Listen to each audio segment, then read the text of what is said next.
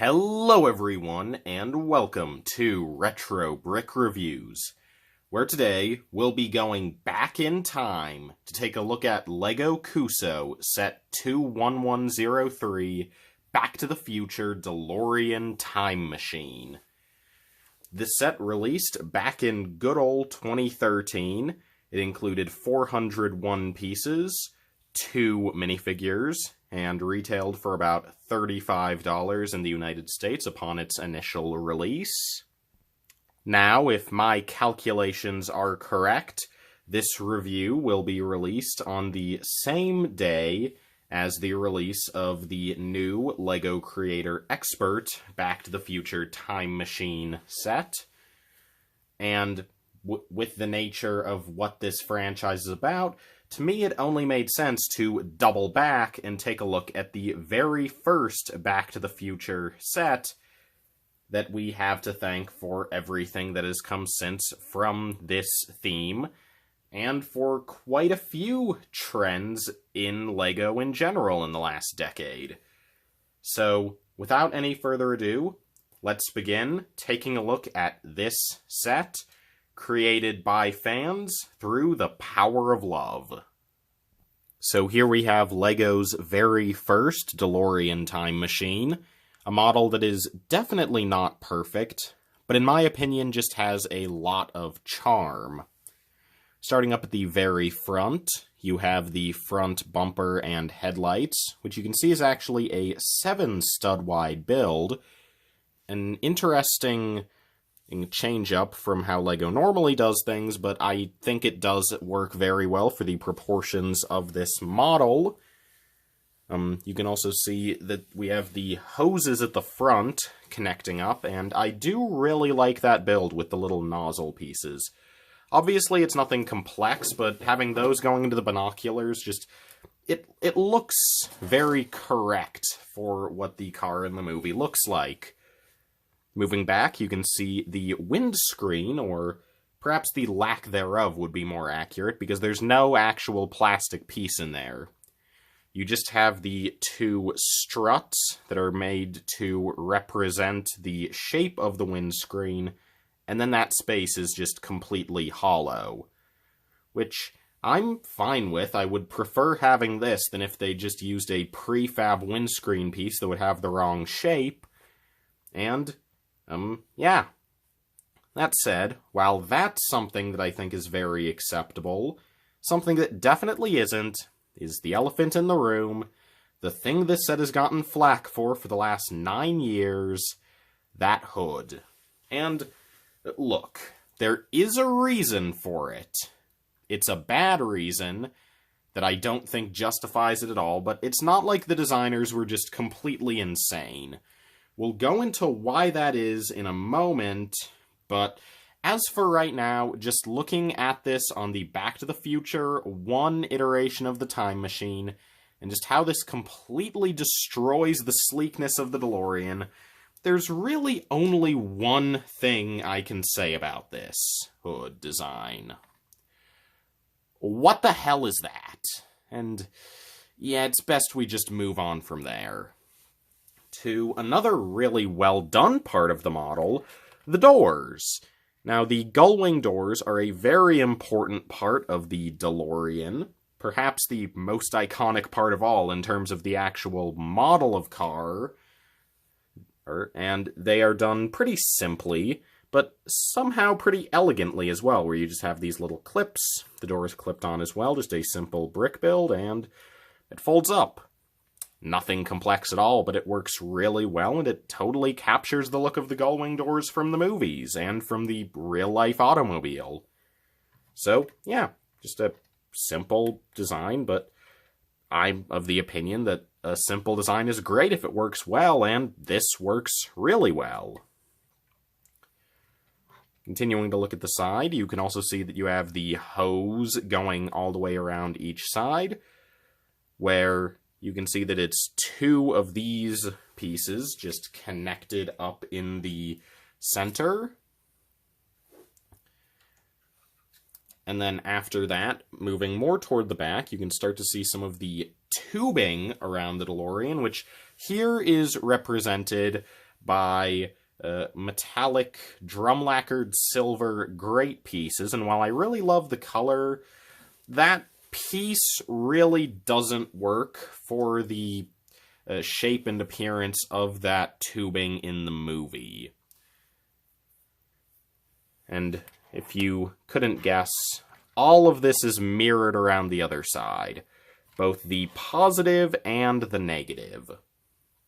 Turning the model around to the back is where we start to get a good look at the modifications made by Doc Brown for the time machine, where you have the two iconic large exhaust vents at the back, which are a more complex build than you would expect, honestly, but they do come out looking very nice, and you can actually angle them a little if you'd like. Not sure why you would, but it's an option. And you can also see that you just have a couple of blue nozzle pieces to represent some of the mechanical detailing of the DeLorean. And right here we just have the little lead-lined capsule to insert a tube of plutonium. So that's definitely a nice item to have there. Gets the look across, and yeah, there isn't a ton of detail back here, but it does definitely get across the look of the DeLorean, and especially for the year this set came out, very early on in LEGO shifting toward more detail-oriented sets, I think it's a good level of detail to have back here. One last thing is going to the bumper. You can see you have a couple of more standard exhausts down there using a couple more binocular pieces, the backlights, and then of course the printed Out of Time license plate. This being a LEGO Cuusoo set from back in the day, there are no stickers in the set, so every detail you see is a print.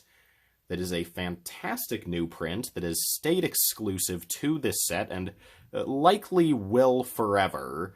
And it is just a great, very finely printed piece where you have the three different colors there, and it just looks absolutely gorgeous in my opinion. Just a perfectly done print. I'm going on about it too long. But anyway, for more prints, we can open up the doors to get a look inside. You can see a couple of the very stock standard gauge pieces in there, which is no longer available as a print, actually, so it is nice to have a couple of them here, even if before it was retired a couple years ago, that was a very common piece. And if we remove the steering wheel, we can get a look at another really great piece for this set, the time circuit display, where you can see that our destination time is January 28th, 1958, which, if you don't know, was the day the Lego brick was patented, and our present day is, of course, October 26th, 1985, which is the date that the original Back to the Future ends and Back to the Future 2 begins, when Doc travels back to 1985 to get Marty and Jennifer because something's got to be done about their kids. So that is a really nice piece. And again, it's a print. As for the 1958, I remember when the set first came out, I was a bit miffed about that because I would have preferred something accurate to the movie. However, nowadays, I actually really like this inclusion and would have liked if something like this Easter egg was on the newer time circuit display in the new DeLorean set. That said, there is one more detail inside the DeLorean we have to look at, and I'm sure you can all guess what it is. We have one more print, and that is the flux capacitor. And to get a better look at that, I'm actually just going to pull off the entire top of the model and just pull that piece out. It is a printed panel piece, and that is a very fantastic print. Again, very fine detailing for all the printed parts in this set, where you just have all that label text, which is so small, so fine, but it is done so well, where you have disconnect capacitor drive before opening, shield eyes from light. Now, if you don't know, the shield there is actually a typo, where the word shield is spelled wrong. And that is a typo LEGO did correct where while that was present in the first batch of sets, after that the word was spelled correctly. However, I don't have a real time machine, just this Lego one, so I am stuck with the typo. Personally, I don't really mind. I think it's just a fun thing that doesn't take away from the set at all. More just trivia than anything else. And then there you can see the shape of the flux capacitor as well, with the Y shape and a couple of yellow wires coming out. And yeah, just another really fantastic printed part to have in the set. And that really is all I have to say about the base DeLorean model from the first Back to the Future movie. However, if you don't know, LEGO designed this set so that it could be transformed between all three movies in the trilogy. So now that we've taken a look at the design from Part 1, let's move onwards and forwards through time to take a look at the DeLorean as it appeared in Back to the Future Part 2. Now, for this transformation, we're going to need to remove a couple of elements from the set first. So we'll start by pulling off this rear assembly and detaching the out-of-time license plate using the set's included brick separator. And we will also pull off this little subassembly here and remove the little plutonium chamber. So that's easier if we just use the brick separator and put it into two parts. And then we will replace this subassembly at the back. Very good. And now that we have those detached, we can take our alternate 2015 license plate, one more printed piece exclusive to the set, an orange tile with some fantastic metallic silver printing, which looks absolutely gorgeous. We can stick that on the back.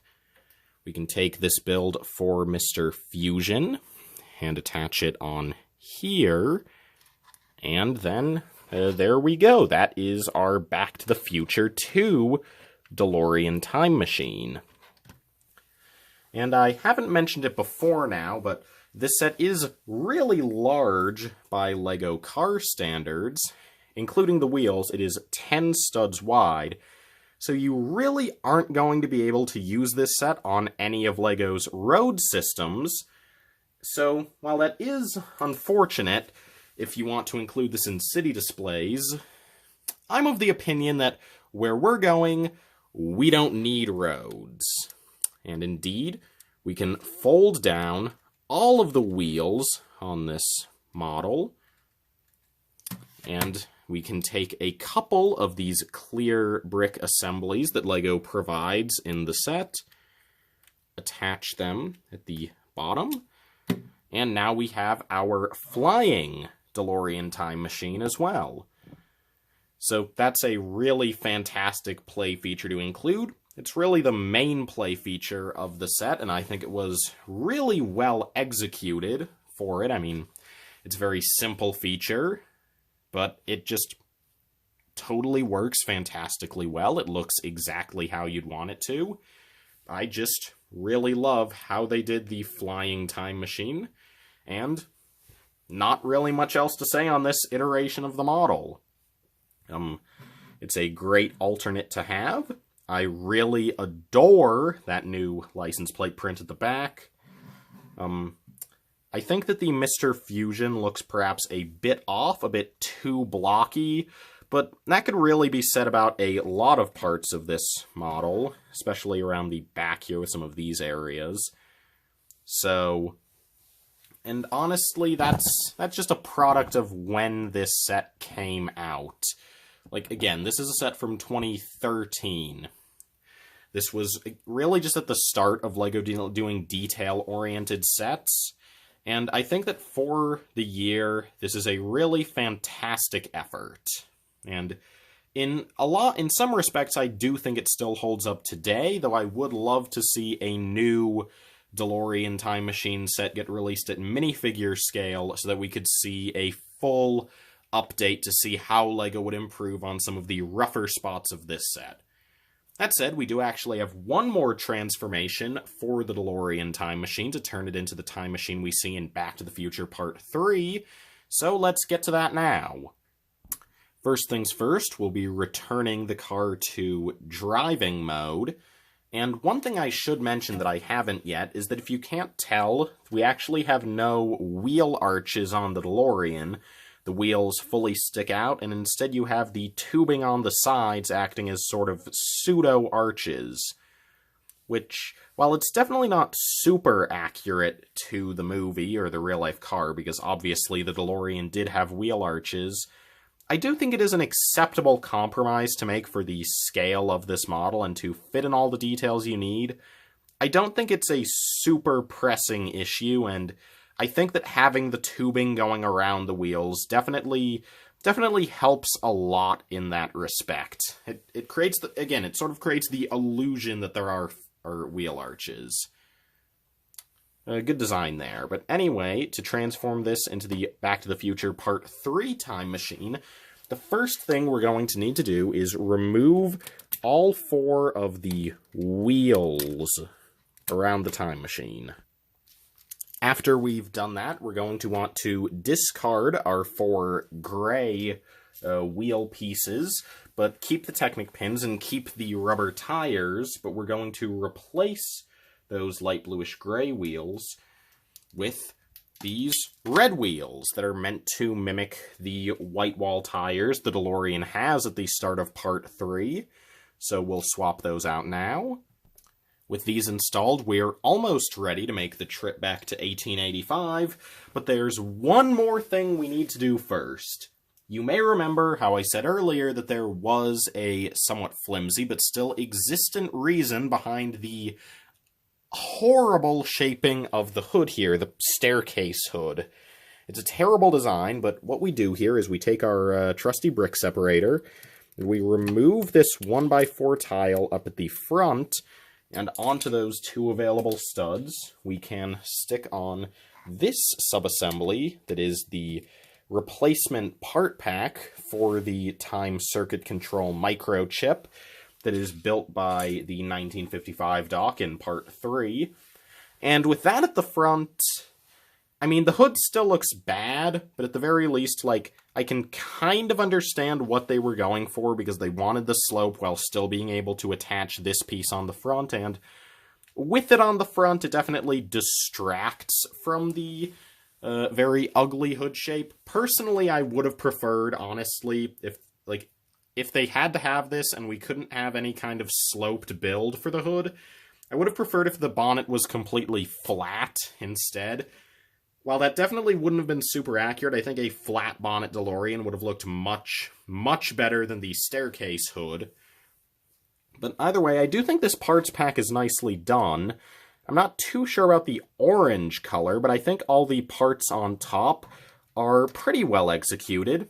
Again, keeping in mind that this was 2013, there are definitely more modern small greebling parts that would have looked better here, but again, a lot of those small greebling parts didn't exist when the set came out, so I think with what was available, they did a very admirable job with this model.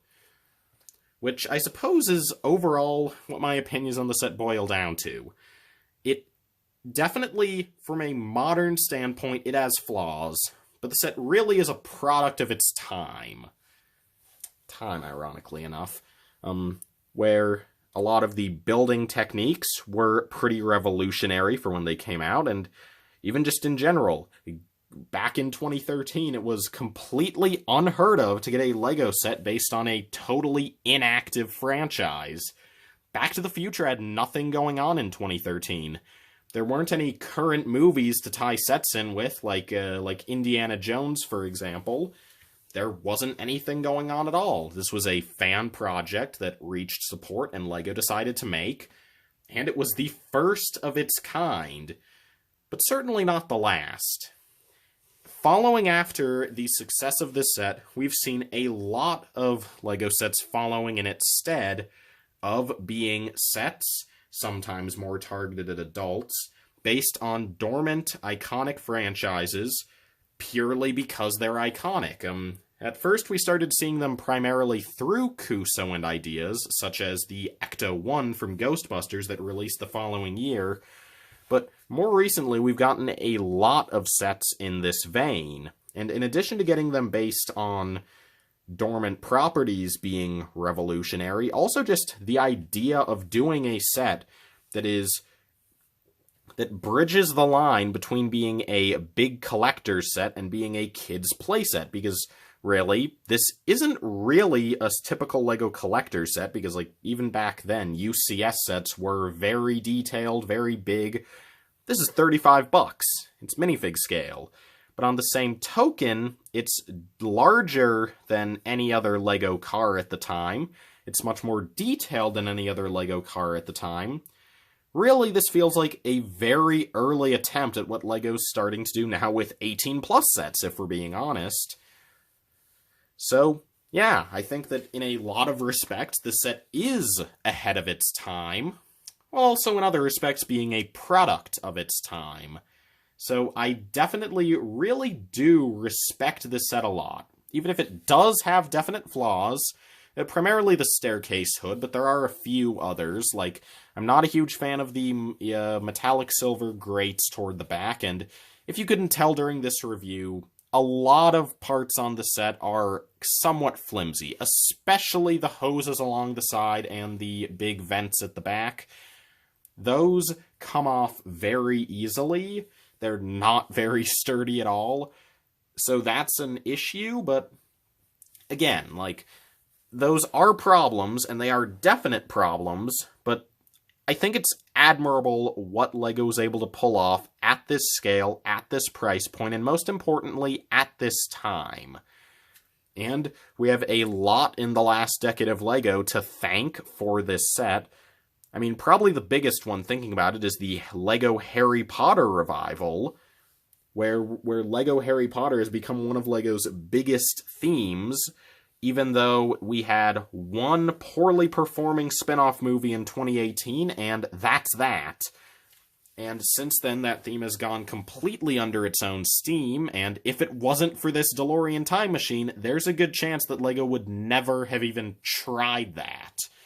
So, yeah, this is a really great set, but of course, the set is more than just the build, as this also includes 2 exclusive LEGO minifigures, which, back when this came out, and I think especially more recently, have become just as much, if not more of a draw, than the build itself. So now, let's take a look at those figures. So here we have the first person to ever travel back in time, Marty McFly, as portrayed by Michael J. Fox, and based on his appearance at the beginning of Back to the Future Part 1. For starters, you can see that this figure does get an accessory of a purple skateboard. I'm not sure why it's purple. Marty had a black skateboard in the movie. I don't know, maybe they were trying to subtly evoke the hoverboard, but since we wouldn't get an actual hoverboard piece until 2015, and this isn't even pink, it's purple, I'm just not really sure what they were going for here. But removing that awkward accessory, the minifigure here is really fantastic in my opinion, and not just for 2013 standards, but even for today, this is a really great figure of Marty. Starting off, the hairpiece is maybe not the most accurate choice, but I think it does work. It still works pretty well. It's just the very basic male LEGO hairpiece we've had since 2008 that's a bit scruffy, but I certainly like it. Moving on to the face, which is my favorite part of this figure, I think, where we have a really nice likeness to Michael J. Fox, maybe a bit youthful compared to how he appears in the movie, but I think it works pretty well. I like the expression. I especially like the little bags under the eyes.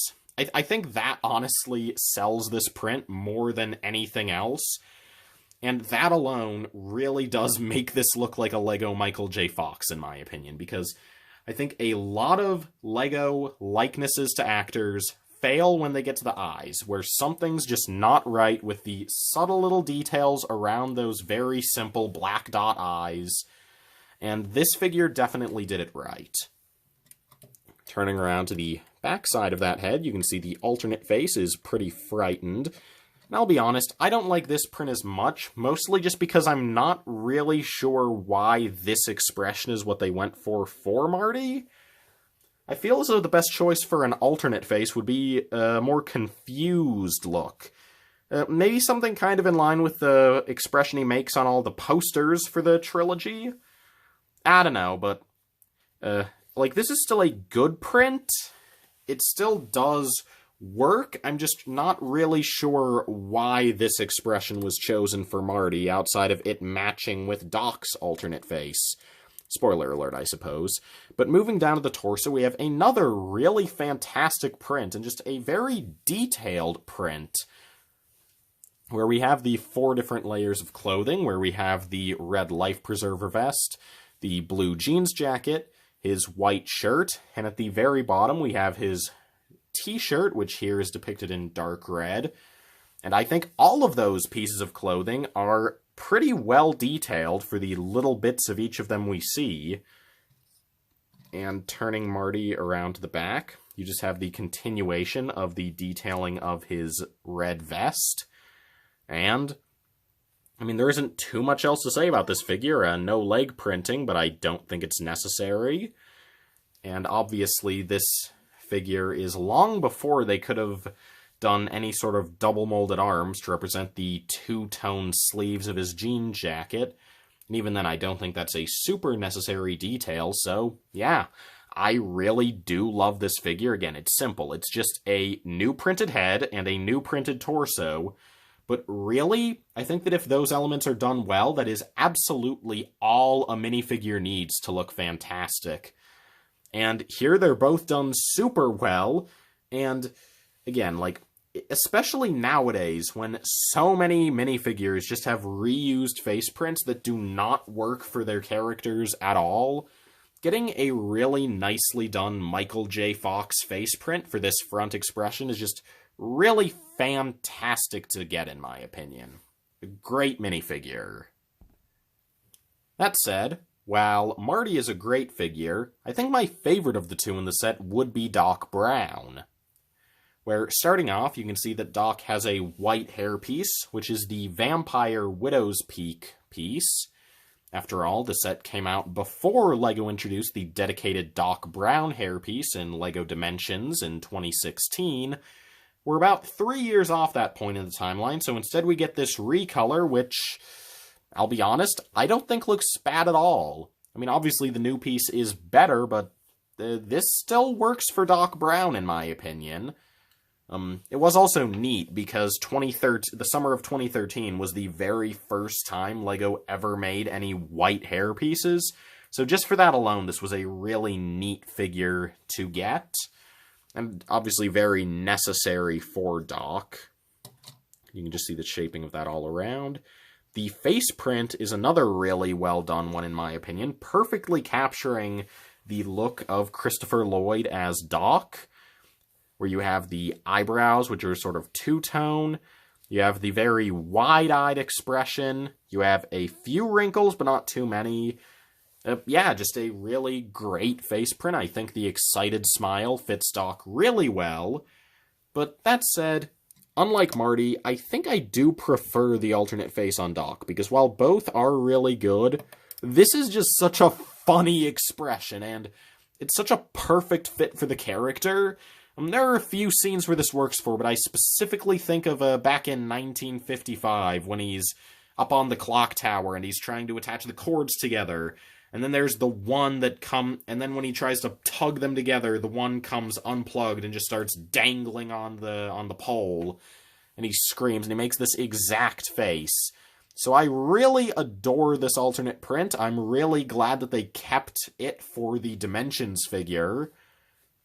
But yeah, and then moving down, the torso print is again just really well detailed, where you have his stopwatch dangling around the neck, which even has a little bit of red detailing on there.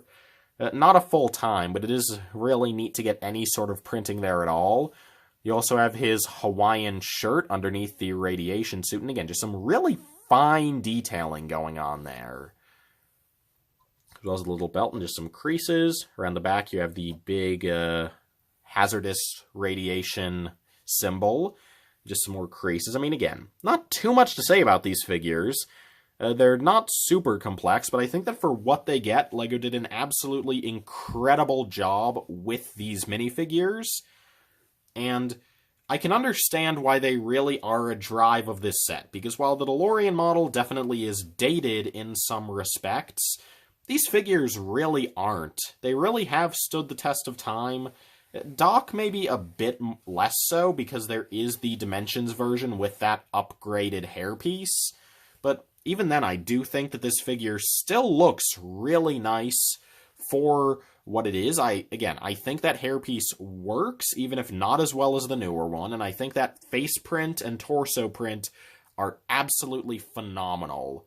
And I really do wish that more LEGO minifigures were designed with the same care that went into the Marty and Doc we got in this set. But that's all I have to say about the figures, so now let's move on to the finale of this review. One thing I suppose I should probably mention that I've glossed over up to now is the minifigure compatibility of this set, which is technically it's minifigure compatible in that you can squeeze a minifigure in there, but it really isn't meant for it. Like, you can see Doc, he's in there, but he's not really sitting down. He's just leaned back, just squished in there. Like, even, like, leaning over a bit to the side. Like, it is not really made with the minifigures in mind. You can just squeeze one in there, but you will never be able to get two in there without some sort of modification. So, that's a bit unfortunate, but ultimately, the set really is designed more for just display on its own with the minifigures as a bonus. Again, definitely, as I said earlier, it does feel like a very early precursor to what we now know as 18+ sets. But overall, would I recommend the LEGO Cuusoo No. 4 Back to the Future DeLorean Time Machine? I mean, short answer, I really like this set. I think it is very historic for a number of reasons. It comes with some fantastic minifigures. It comes with 4 really amazing printed bricks that will likely never appear again. So in all of those respects, this is a fantastic set. That said, when I give my recommendations for a set that is nearly a decade old, it definitely does have to be the case that I have to give my thoughts on what I recommend this for the current resale price of the set, which, as of me recording this video, sits at right around $200 US. And my short answer for that is no. What are you, some kind of bojo? Especially considering that now we're going to be getting a really fantastic Creator Expert DeLorean for less than $200.